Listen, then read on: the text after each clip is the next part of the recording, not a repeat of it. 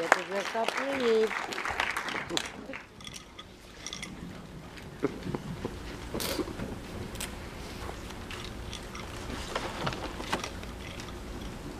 Monday, March 28th, 1921.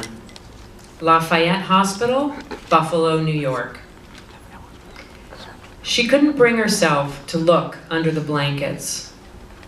The nurses had kept the leg, or what was left of it, neatly out of sight. And she was relieved every time the doctor ordered her from the room when it was time to examine the child. Sitting bedside gives one a great deal of time to think about things that have happened and things that never did. She used to think she could have been a nurse during the Great War, and she spent hours imagining herself a Florence Nightingale rushing toward beautiful young men with all manner of gushing wounds, applying tourniquets and keeping a brave face while she told them lies that they would be all right. She laughed out loud at herself. Some Nightingale. You can't even look at your own child. She had been there for 3 days. She didn't see the crushed leg and the blood and the exposed bone on Friday. She didn't see the skin turn white, blister and swell and run with pus on Saturday. She didn't see the flesh turn black and the desperate attempt to stop the inevitable by cutting more of it away on Sunday. She didn't see any of that, but by Monday, she could smell it. Her little girl was turning into bad meat, the kind that made you think twice before throwing it to the dogs. Sir Alexander Fleming was 7 years away from discovering that mold could save the lives and limbs of little girls who got their leg crushed by the West Utica streetcar at the corner of Ferry and Gelston on a sunny Friday afternoon.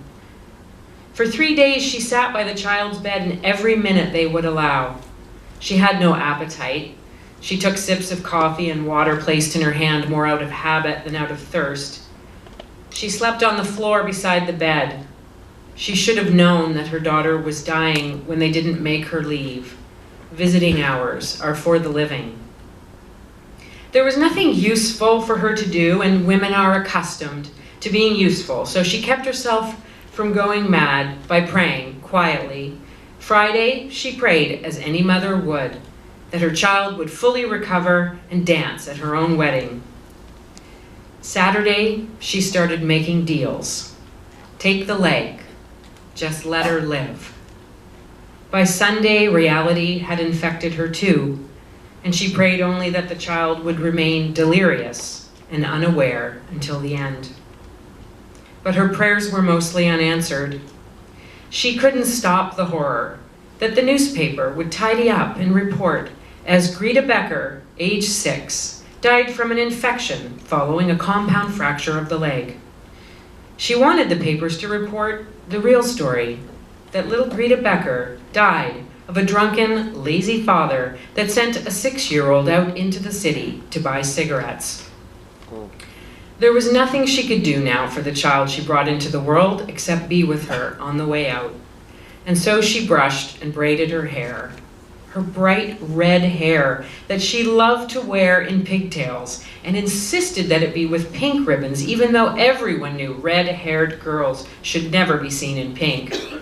She tied the ribbons into little pink bows at the end of the perfect braids, and she waited. When it was over, she asked the nurse for scissors and carefully snipped the braids off, catching them in her kerchief and tucking them into her pocket as she walked out into the cold night. A light snow was falling. It would be a long walk home because she just couldn't bring herself to take the streetcar.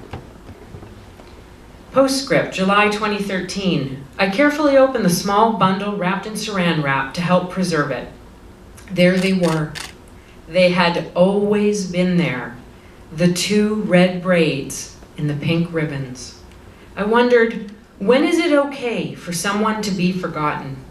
She only lived for 6 years. My grandmother, my My great-grandmother, my grandmother, my mother, and me had carried her with us through 4 generations. Her sister, my Nana, had just died, and I said out loud to the braids, "If you had lived, you would be 96 years old.